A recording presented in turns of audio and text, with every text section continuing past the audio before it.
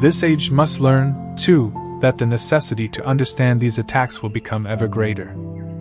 At the beginning of an age, the backward beings cannot work strongly. As yet, we are only in the beginning, and even though it became manifest only later, the Luciferic and Ahrimanic powers began to exert their forces before the expiration of the fourth post-Atlantean age. To understand how these powers work in the fifth post-Atlantean age, we must turn our attention for a moment to what is intended for man in the right and normal course of his evolution. It is rightfully intended that he shall take a further step forward. The step taken by humanity in the fourth post-Atlantean age is revealed in the culture of the Greeks and in the political development of the Romans, and it was through the battle with Lucifer and Ahriman that what was intended actually came about. These opposing forces are always such that they fit into the progressive plan of the world. They belong to it and are needed there as opposing forces. But what special qualities are the men of the fifth post-Atlantean age, our own, to develop? We know that this is the age of the development of the consciousness soul, and that to accomplish this, a number of forces, soul and bodily forces, must be active. First, a clear perception of the sense world is necessary.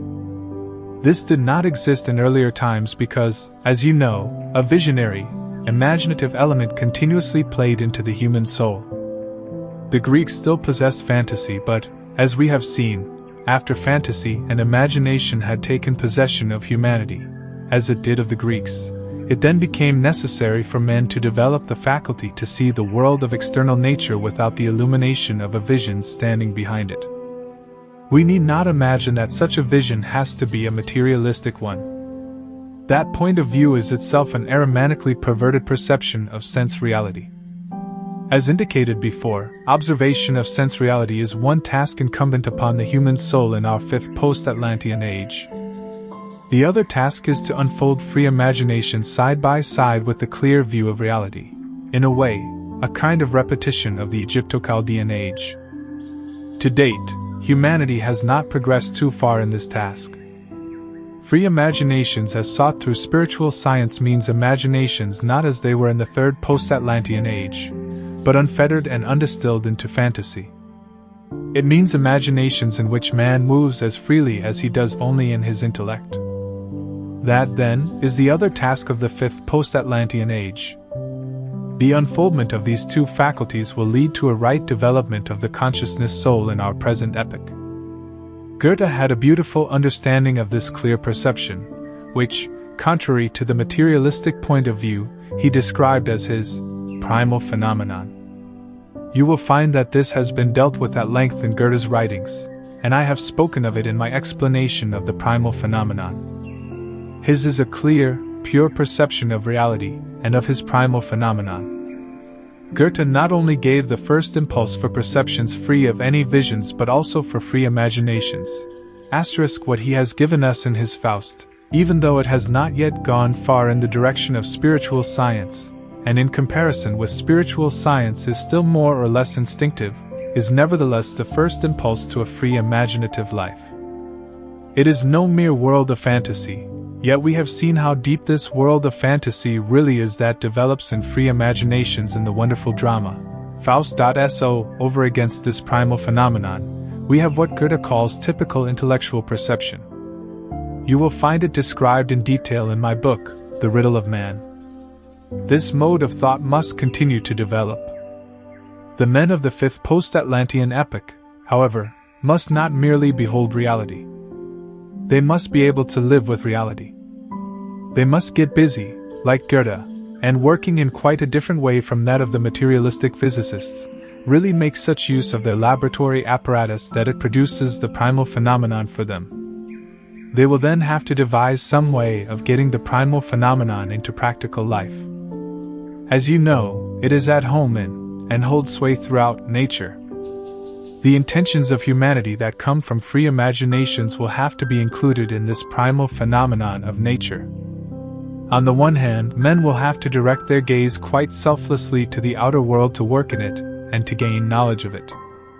On the other, by powerful application of their personalities, they will have to bring it all into inner movement in order to find the imaginations for outer activity and outer knowledge. Gradually, the consciousness soul and its culture will achieve this transformation. There will certainly be one-sidedness in this cultural epoch.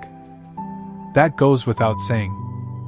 Our cognition will direct its efforts only outwards, as in Bacon, or only inwards, as in Berkeley. We have already spoken of this. The imaginative life welling up from within will not unfold without all manner of disturbing influences. But even now we can point to moments in this development when someone feels this free imaginative life springing up in his soul. In these beginnings it is still in great measure unfree, but we may see how so significant a man as Jacob Boehme, quite soon after the fifth post-Atlantean age began, felt how it was trying to develop in his soul. He brought this to expression in his Aurora, and we can feel as we read it how imaginative life was working within him. It must become free. Boehme still feels it to be a little unfree. Nevertheless, he knew it was a divine creative thing that was working in him. So Boehme was, in a sense, at the opposite pole to Bacon, whose endeavor always directed his attention to the external world. Jacob Boehme, however, was entirely engrossed in the world within, and described this world beautifully in the Aurora. I declare before God, he says because he is speaking of his inner soul, that I do not know how it comes to pass in me. He means by this how the imaginations arise in him. Without feeling the impulse of the will, I also don't know what I have to write. This is how Boehme speaks of the uprising of imaginations in himself. He detects the beginning of forces that must grow continually stronger in the men of the fifth post-Atlantean age. I declare before God that I do not know how it comes to pass in me. Without feeling the impulse of the will, I also don't know what I have to write. The Spirit dictates to me in a great and marvelous knowledge what I write, so that often I do not know whether I am in this world with my spirit, and I rejoice exceedingly that sure and continuous knowledge is thus vouchsafed to me. Boehme describes the instreaming of the imaginative world. We can see that he feels harmony and rest in his soul, and he describes how men's souls shall, in the normal and right progress of their evolution, let themselves be taken hold of by these inner forces, which are to grow stronger in them in the fifth post-Atlantean age. But one must take possession of them in the pure inner being of the spirit, and thereby avoid devious paths. In the 17th century one had to speak of these forces much in the way that Boehme, who spoke as a man completely and utterly devoted to divine righteousness, did. The entire aim in the work of the Luciferic and Ahrimanic powers in the fifth post-Atlantean age, concerning both the perception of the primal phenomenon and the development of free imaginations, is to hinder these forces from arising in man. The Luciferic and Ahrimanic powers are working in this fifth post-Atlantean age to disturb these forces in the human soul, to employ them to a wrong end, thus bringing men's souls out of the earth sphere to establish a new sphere of their own. Many things must work together to disturb the right, quiet and slow unfolding of these forces. Note well that I say the quiet and slow unfolding because the entire period of 2,160 years, starting in 1413 AD, should be used for the gradual unfoldment of the forces I have named, that is, free imaginations and the gradual development of working with primal phenomena. At intervals, by fits and starts, as it were, the Luciferic and Ahrimanic powers throw the whole weight of their opposition against this right evolution. When we bear in mind that everything is back, and it came to work in our fifth post-Atlantean age as Luciferic and Ahrimanic forces. That is, some part of the good forces, which were good and right in Atlantean times, have been carried over to our time to become Luciferic and Ahrimanic forces. Only the center was transferred to another region. Atlantis, as we know, is gone and the center transposed to Asia. You must imagine it on the reverse side of my drawing and the effects of the old Atlantean culture spreading out from it as a preparation for the fifth post-Atlantean age. Its intent was to Lucifericize and Ahrimanicize it. It was actually the descendants of the old Atlantean teachers who were now working from a place in Asia. A priest there had been educated to behold, to have a belated vision, as it were, of what the Atlanteans called the Great Spirit, and to receive his commands. These the priest communicated to a young man of remarkable energy and strength who, by virtue of this authority, received the name the great ruler of the earth, from his community. This was Genghis Khan. The Great Spirit, through his follower and through that priest, gave to Genghis Khan the command to summon all the powers of Asia to spread the influence that would lead the fifth post-Atlantean age back into a luciferic form. These forces, and they were far more powerful than the forces established in Greek culture, were all employed to this end. Free imaginations were to be changed into old, visionary imaginations. Every effort was to be made to lull the soul of man to sleep in a dim and dreamy experience of imaginations instead of a free experience filled through and through with clear understanding. With the help of the special forces that had been preserved from Atlantis, it was the intended purpose to carry an influence into the West that would make its culture visionary.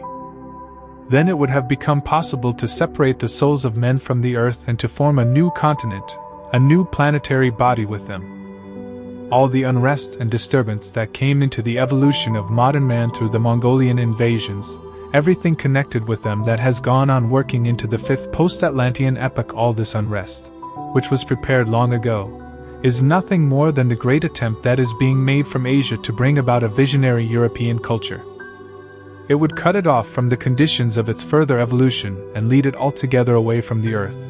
Just as the East has experienced again and again this feeling of being filled with vision and of wanting to be estranged from the earth. Something was needed to counterbalance this tendency. An opposite trend had to be created as a counterforce that moves in the direction of the normal evolution of mankind. The influence of Genghis Khan's priest was intended to bring about a kind of buoyancy and lightness in the human race that would draw man away from the earth.